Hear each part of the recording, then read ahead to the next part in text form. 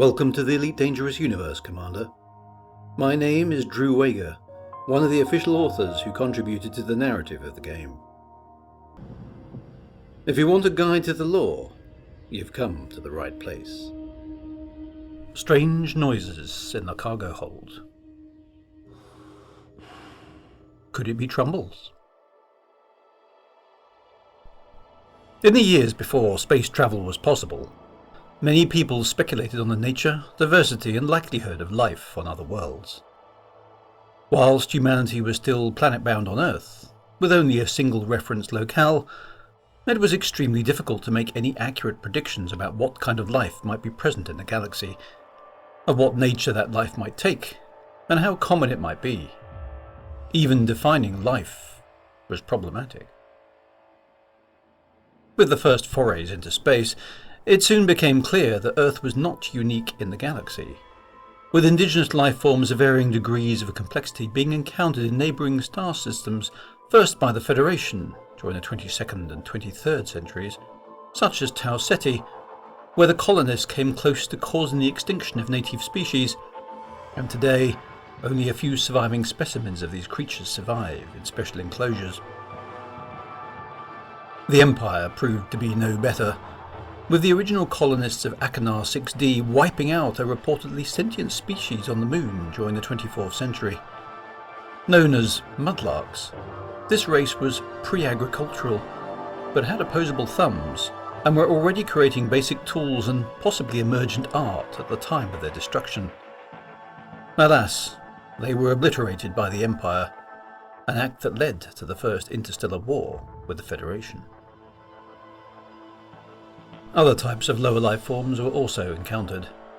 Bacteria and archaea, spores, molds, fungi and simple plants were commonplace, proving speculation correct that when conditions for life were available and stable for geologically appropriate lengths of time, life would spontaneously occur. More complex life was, naturally, rarer. With the obvious exception of advanced species such as the Thargoids and the Guardians, no other spacefaring civilizations have yet been discovered in the galaxy. Most life beyond the inanimate has been concerned with more mundane varieties of arthropod and mollusks, with some of them spaceborne. Of particular note are tree grubs, most often associated with the planet Lave, where they were once common, before once more being wiped out by humanity's greed and lack of concern. Once thought to have gone extinct entirely, it turned out that several collectors had specimens in private collections, and efforts have been made to reintroduce the creatures back into their native planet. Lavian tree grubs were also exported to the planet Uzar, where they underwent a radical mutation, becoming rather more sizable than their Lavian ancestors. They were found to have a delicious flavour, and a surprisingly pleasant texture when appropriately prepared, and have since become a delicacy. You can find them advertised in many space stations. Trumbles are one of the lesser-known denizens of the Elite Dangerous Universe, and many commanders will not have encountered one directly. Pilots of a certain age will tell amusing tales of these creatures, or perhaps repeat tales handed down by their ancestors, quite possibly grown tall in the telling. But they are currently believed to have also become extinct within the last 100 years or so, having been reasonably commonplace before. There are various descriptions of Trumbles, but they all converge on them being small, round and rapidly breeding, with a large pair of soulful eyes. Other, less well-documented sources reveal that Trumbles emit a purring sound, apparently part of their self-defense mechanism, which causes a soothing or placatory effect in more advanced life forms.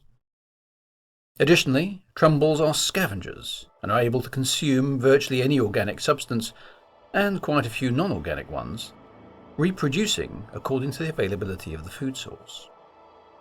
Trumbles are also reported to reproduce asexually by division, duplicating their internal ordings and splitting into two new entities with a resounding pop.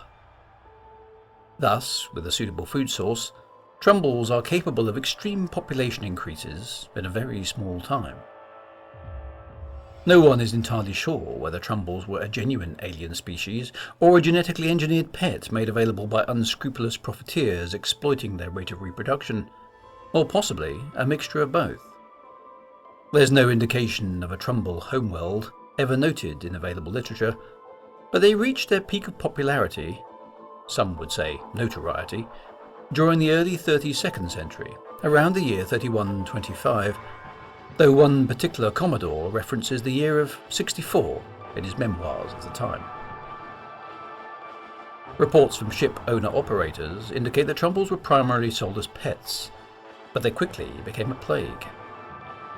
Apparently Trumbles would quickly discover and consume any accessible foodstuffs in the cargo hold, and then migrate into an inaccessible part of the ship to reproduce. An unwary commander purchasing a single Trumbull might not notice any issues until his cargo manifest mysteriously changed, and by then it was too late. Soon they would find their ship swarming with the creatures, and so great was the danger of the creatures escaping, many authorities banned affected ships from docking unless their infestation was removed. This, according to anecdotal accounts of the time, was easier said than done. Trumbles were able to survive vacuum, and, in the absence of available food, didn't starve but merely went into a form of hibernation, awaiting better times. Commanders eventually stumbled on the solution, which was to remove them by excessive heat. Pilots became adept at effectively incinerating any Trumbles on board by flying their ships dangerously close to stars and irradiating the problem away, leaving only the carcasses to be scraped out of the inlet manifolds. Trumbles are no longer prevalent in the galaxy at large. The late Senator Kahina Tajani Loren, 3275 to 3303, was reported to have had one as a pet when she was a girl, and was very fond of it, though how she acquired it is unknown. More recently, a food outlet known as Happy Haulers has the words "contains Trumbles" listed as one of the options for its hog roast, but it's not known if this is genuine, or maybe a bit of marketing fluff. So it seems unlikely that a modern commander in a shiny new contemporary vessel will encounter one of these furry balls of trouble. But if you do venture down to your cargo hold and just happen to hear a sound reminiscent of gnawing teeth, a comforting purr, or the sound of something squiggly popping in two, do make sure you have a proper look around. After all, you have been warned.